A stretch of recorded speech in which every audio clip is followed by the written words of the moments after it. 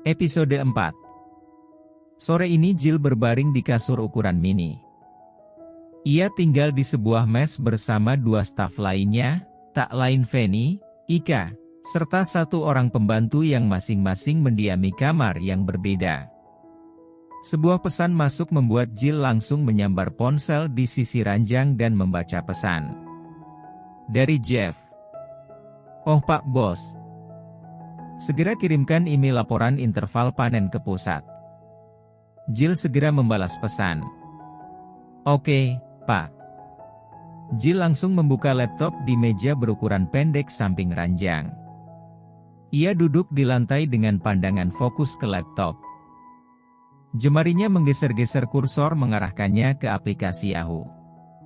Setelah selesai dengan pekerjaannya, Jill kembali mengecek laporan yang baru saja dikirim. Oke, semuanya sudah sesuai dan tidak ada yang salah. Tak lama ponsel Jill berdering. Mata Jill membelalak menatap nama yang memanggil.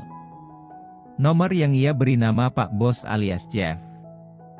Mau apa nih orang nelepon? Apa pekerjaanku salah? Duh. Kalau ada yang salah, pasti dia cuma mau ngomel dan marah-marah. Jill mengacak rambutnya dengan gemas.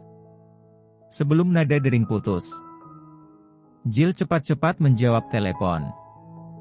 "Assalamualaikum. Siang sore Pak. Ada yang bisa saya bantu?" Sebel banget mesti pura-pura ramah dan sok baik di depan pria judes ini. Jill memonyongkan mulut ke arah ponselnya.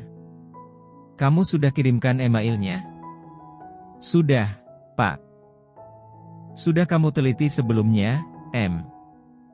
"Sudah." "Tidak ada yang salah?" "Semoga tidak. Maksud saya, sepertinya tidak ada yang salah." Jill menggigit bibir menyadari jawabannya yang belepotan. "Ugh. Bos garang itu benar-benar telah membuatnya serba salah. Saya lupa memberitahukanmu tadi, cecekan juga ke email Direktur Plantation Jakarta." "Oh. Bisa saya kirim ulang untuk beliau?" "Bagus. Kau terlihat sedikit lebih cekatan." Hidung Jill mulai kembang-kempis. "Apa tidak salah?" Si bos galak memujinya. Jill tersenyum lebar. Usahanya mencari perhatian Pak Bos supaya tidak dimarah-marah terhadapnya, kini sedikit membuahkan hasil. "Terima kasih atas pujiannya, Pak. Selanjutnya saya akan bekerja keras dan menunjukkan dedikasi yang baik." Jill mengernyit saat menyadari ponsel yang menempel di telinganya tidak menimbulkan bunyi apapun. Ia menarik ponsel dan menatap layarnya. Oh ya ampun, ternyata sambungan telepon sudah diputus. Entah sejak kapan Jeff memutusnya. Dasar pria tidak tahu sopan santun. Main putus telepon sembarangan. Jill gedeg. Seandainya saja ia tidak dijodohkan, tentu nasibnya tidak akan seburuk sekarang.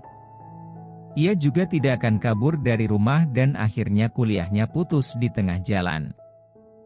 Ia tidak bisa membayangkan betapa ayah dan bundanya sedih atas kepergiannya.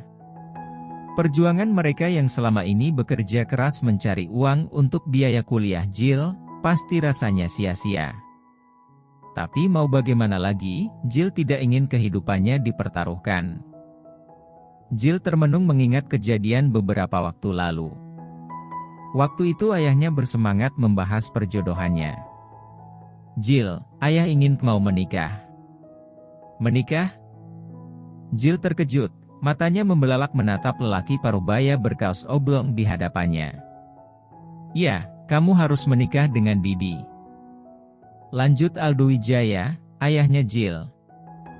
Jill Briana membeku di tempat. Kenapa ayahnya tiba-tiba membicarakan pernikahan? "Tahun ini aku baru genap 19 tahun, ya. Bahkan aku belum lulus kuliah." Jill gusar, mendengar kata pernikahan, ia mendadak ketakutan. Umurnya yang masih sangat muda, masih cocok berstatus perawan.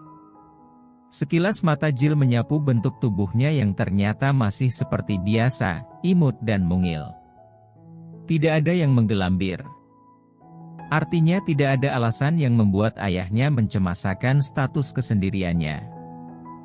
Aldo mendekati putrinya yang tingginya setara dengan dadanya lalu berkata, "Tanpa terasa sekarang kamu sudah besar." "Sudah besar? Apanya yang besar?" Jill menampilkan ekspresi yang belum pernah ia tunjukkan selama ini.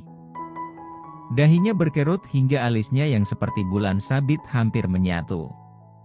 Walaupun ia termasuk gadis berpostur ideal, dengan tinggi 168 cm, tapi sekarang untuk dapat menangkap wajah ayahnya ia masih harus mendongak. Sebab ayahnya memiliki postur tubuh jauh lebih jumbo. Perawakan tubuh tinggi, gagah dan besar. Dan siapa tadi? Didi? Maksudnya Didi Kempot? Oh, pasti bukan. Ah ya, sekarang ia ingat. Didi yang ganteng itu kan?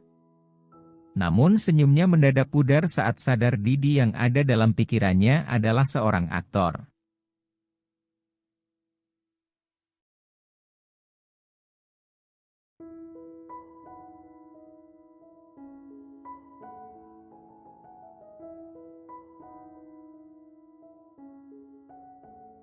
Didi yang ganteng itu kan? Namun senyumnya mendadak pudar saat sadar Didi yang ada dalam pikirannya adalah seorang aktor. Ayah ngomong apa, sih? Tanya Jill mengoreksi maksud ucapan ayahnya. Jill Brianna, ayah punya kejutan menarik untukmu. Keluarga Pratama merasa berhutang budi pada keluarga kita. Dulu ayah pernah menyelamatkan nyawa kakeknya Didi. Hingga akhirnya kakeknya Didi memberi titah pada Roni Pratama, papanya Didi agar Didi menikah denganmu. Ini bukan kabar baik, ya.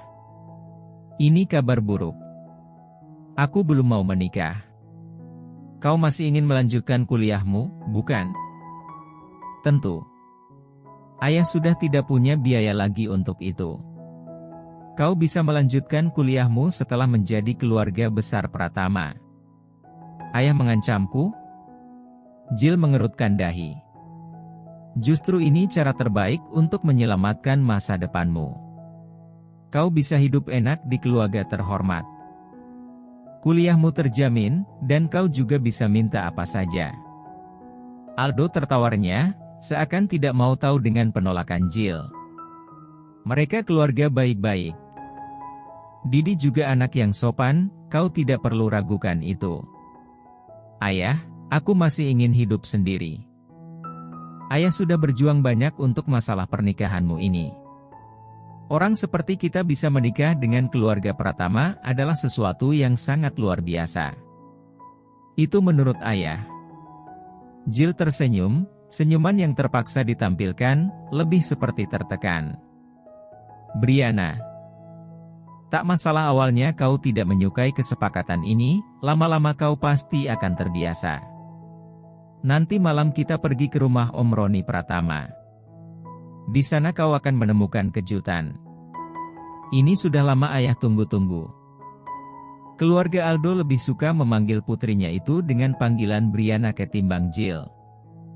Waktu kecil Jill Brianna selalu kesulitan menyebut namanya sendiri, nama Brianna berubah jadi berlian. Ketika Jill tahu kalau arti berlian itu adalah barang berharga, dia pun lebih suka dipanggil Brianna, mendekati berlian maksudnya. Om Roni? Yang sering datang ke rumah?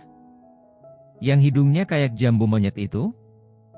Aldo berpikir sebentar mengingat muka sahabatnya. Ya, itu dia orangnya. Oke. Sekarang istirahatlah supaya nanti malam penampilanmu akan segar. Jill berlari menaiki anak tangga. Entah bagaimana caranya ia menolak ide buruk ayahnya, pokoknya ia belum mau menikah untuk saat ini. Jill memasuki ruangan santai dan mendapati bundanya duduk sembari membaca majalah. Bunda terlihat riang memperlihatkan berbagai macam model gaun pengantin kepada Evan, Satu-satunya kakak lelaki yang paling ganteng di rumah itu karena tidak ada anak laki-laki selain dia jika Aldo pergi. Ganteng sih ganteng, tapi cerewetnya melebihi angsa pesta. Evan bekerja di sebuah perusahaan sebagai karyawan swasta dengan upah UMK. Baru saja Aldo membicarakan pernikahan Jill dengan si Didi yang tidak tahu mukanya kayak apa, sekarang Evan dan bundanya membahas baju pengantin. Ini kebetulan atau sudah dikondisikan?